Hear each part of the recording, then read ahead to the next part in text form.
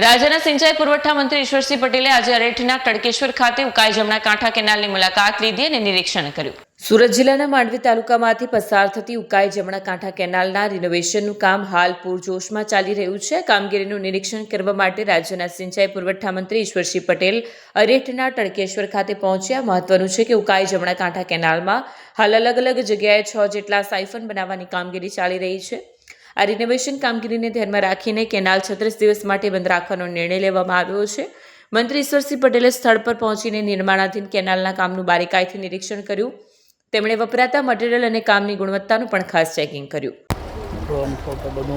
જી સાહેબ, આજે નહેરની મુલાકાતે આવ્યા છે।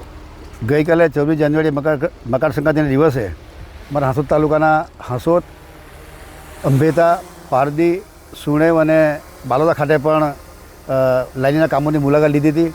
આજ રોજ અહીંયા ઉકાઈ કાંકરાપાર પ્રોજેક્ટની કાંકરાપાર જમણા કાંઠા નહેર પર ચાલી રહેલા અગત્યના સુધારણા સ્ટ્રક્ચરના કામો, જે 6 જેટલા કામો છે, જે વર્ષોથી લોકોના ખેતરોમાં પાણી ભરાતા હતા, એના કારણે કેનાલની નીચે સાયફન બનાવીને જે ભૂતકાળની અંદર ચોમાસામાં પાણી ભરાતા સમયસર પાક વવાતો નહોતો, એની ચિંતા કરીને 27 કરોડના ખર્ચે આ 6 જેટલા સાયફનની કામગીરી ચાલી રહી છે અને એ 30-35 દિવસની કામગીરી પણ પૂર્ણ થવાની છે।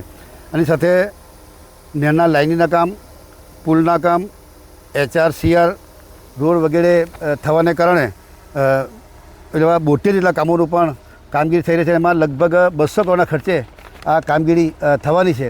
એની સાથે સાથે ઓલપાડ તાલુકાની અંદર પણ ચોમાસાના એડવાન્સની અંદર ડ્રેનેજના કામો પૂરા થાય એના માટે પણ 8 કરોડના કામો મંજૂર કરેલા છે। હાંસોદ તાલુકાની અંદર પણ 10 જેટલી મશીનરી દ્વારા 85 કિલોમીટરના જે ડ્રેનેજો છે એ પૈકીની 36 કરોડની 36 કિલોમીટર ડ્રેનેજની કામગીરી પૂર્ણ થઈ છે।